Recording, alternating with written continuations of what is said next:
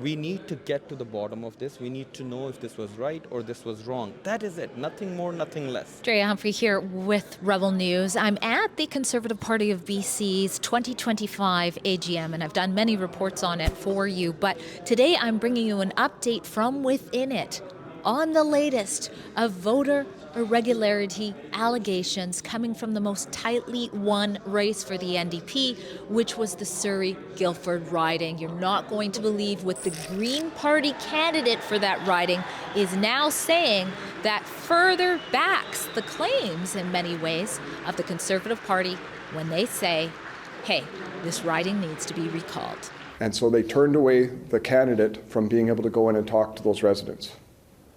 We now know from the other affidavits that those members in that lodge voted.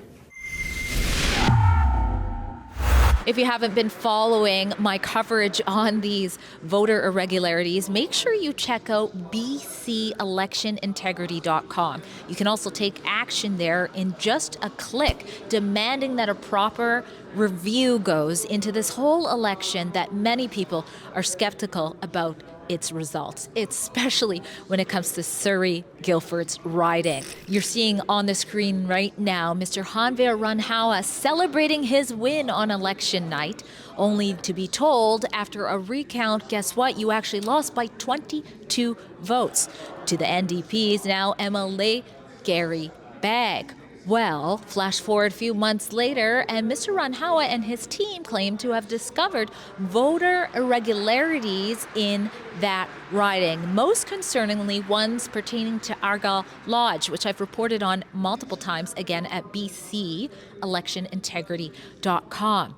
Now, the concerns there, and they even have a couple of affidavits, is that some of the clients who are in that care home say they were coerced into voting for the NDP. And now guess what? Now the Green Party candidate has now signed an affidavit saying that when he went to that lodge, he was told nobody votes there. So he didn't leave his campaign flyers or anything. He gave up, and only to be told through Hanvir's team, wait a second, 21 of them, which is almost all of the beds, perhaps all who were in there at the time, voted by mail instead of voting across the street, literally across the street. So now the Green Party leaders' statements match the claims of this party's, but there's more. I'm going to interview Mr. Ranhawa here, and you're going to hear what the NDP has to say about their affidavit. Recently, we have received an affidavit from the Green Party candidate Manjeet, who himself has called me to state that he went to the same location, the same lodge, and they told him that only sick people live at that place and that nobody participates in voting there. And that affidavit has already been also provided. It will be soon filed as well. So this just shows so much to the point that if you are not wanting to do something, then why would you go out of your way to tell other candidates that don't come here, don't talk to these people? And then you make them vote by mail-in ballot. And then also, I've gone through the voting list. None of the old age housing facilities have more than 50 to 60% voting ratio. But now you see almost a 90% voting ratio. There are concerns, and of course that's why we asked Elections BC to look into it. They should not have wasted so much time, because the more time you put, the more, if there is already an issue of undue influence, you can appreciate it would increase over time, not decrease, before we get to court, which could be few months down the road. This does seem like it's true, because it was a Green Party candidate coming forth and signing an affidavit. But I know that your party or your team knocked on a lot of doors. Did you have a similar experience when you knocked there? Yes, absolutely. Our party also was not allowed to go into this lodge too. And similarly, our party member who went over there like a volunteer at the time of canvassing, they just did not give them access into it.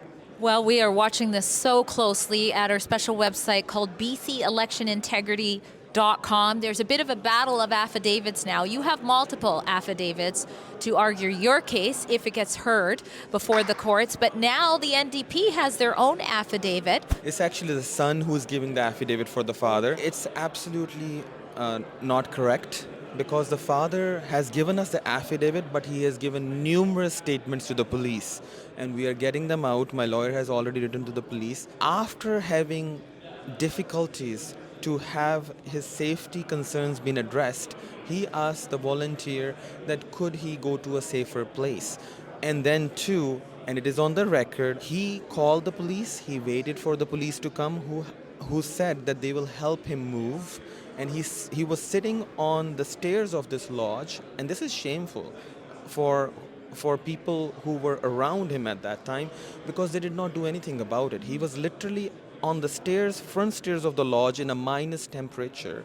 After 2 hours of waiting, finally the volunteers went to help this person, because it was felt that this person is going through this treatment is because he came forward with the evidence. I did reach out to the lodge owner, and Baljit had said basically it's not true and the truth will come out soon.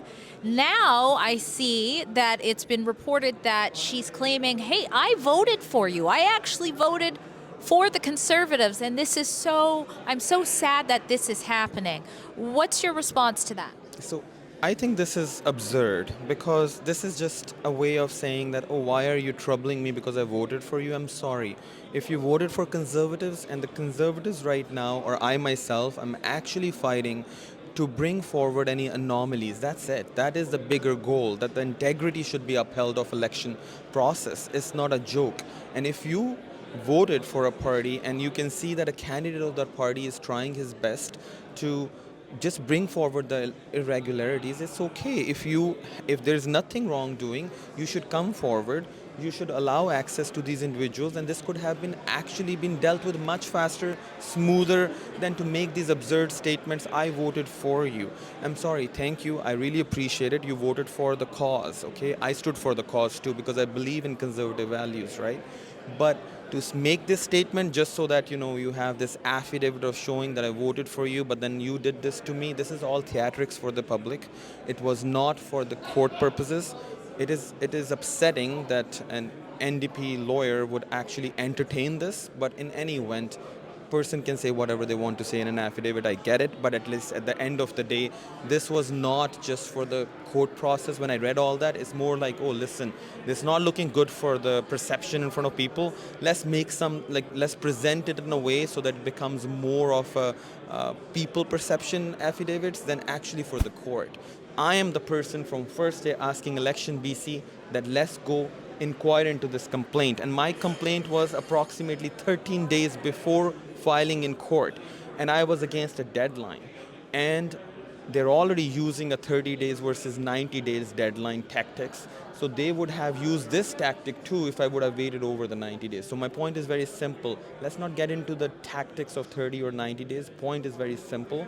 We need to get to the bottom of this. We need to know if this was right or this was wrong. That is it. Nothing more, nothing less. And I think people of British Columbia need to know this, that what really happened here. If nothing wrong happened here, we will all move on. It is that simple. If Elections BC would have jumped on the complaint, it was such a serious complaint, they had 10 to 12 days to investigate this. They did not even bother going to the lodge into 10 to 12 days. And why so, if you think about it? Because they knew this guy is up against, now I'm up against a deadline. He's going to go to court, and then we could probably say now we became a respondent who just is like, it's a formality, if nothing else. But at the end of the day, we could use that to suspend the investigation and delay this process. I don't know what their intention was, but it did not come across as smoothly solving the problem. Now, the problem that they're trying to create is that it's going to take maybe a few more months before the court hears it, which is not fair to the people who elected whoever they wanted to elect and who they wanted to vote. But at the end of the day, Dria, we have so much more evidence which is going to come forward, and I think they will be ashamed that of whatever they have said, that it will not line up very soon. But yes, it will be a process, but I really wished would be very simpler. You start the process, you started the application, you made the complaint to Election BC beforehand, and Election BC would do their job. Everybody would have the benefit of the complaint, and we would go forward. But now we are in this limbo where more of a personal-based affidavits are being provided, but it's okay. I understand.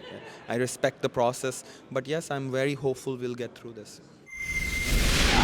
At Rebel News, we don't back down from bringing you the other side of the story, and I've done that consistently for you when it comes to BC's 43rd general election. Make sure you check out our reports and take action at that site, and please consider chipping in to help cover the costs for the BC Bureau reports that I bring you.